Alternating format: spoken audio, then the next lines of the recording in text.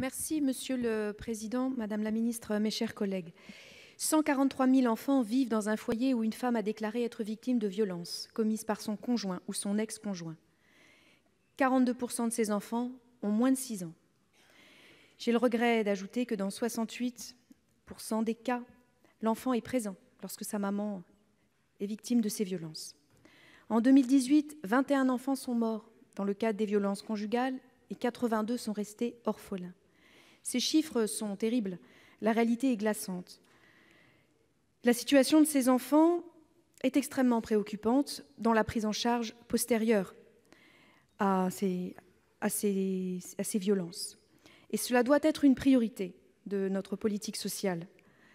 Alors il est vrai que lors du Grenelle, le Premier ministre a parlé des enfants. Il a annoncé un certain nombre de mesures. Mais comme pour beaucoup de choses dans ce Grenelle, les mesures restent sans financement. Et donc, les mesures restent uniquement dans le domaine de la parole. Or, il nous faut des actes. Cet amendement vise à pourvoir une ligne de crédit afin que des dispositifs d'accompagnement puissent être mis en place.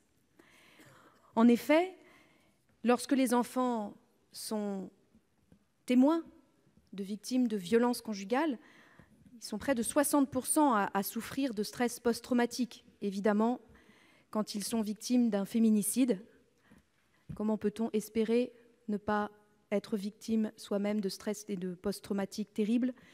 Et donc, il y a besoin de mettre en place des dispositifs particuliers, des dispositifs systématiques, de systématiser la prise en charge de ces enfants. Et je voudrais d'ailleurs rendre hommage aux dispositifs particuliers mis en place en Seine-Saint-Denis, où pour les enfants qui ont été témoins d'un féminicide, du meurtre de leur mère, ils sont pris en charge à l'hôpital avec un dispositif très particulier d'écoute qui est mis en place autour d'eux.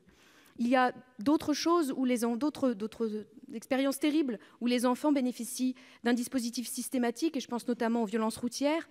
Comment ne pourrions-nous pas mettre en place, fort de cette prise de conscience majeure dans la société, ne pas mettre en place un dispositif systématique également pour ces enfants? C'est le sens de cet amendement. Chers collègues, monsieur le rapporteur.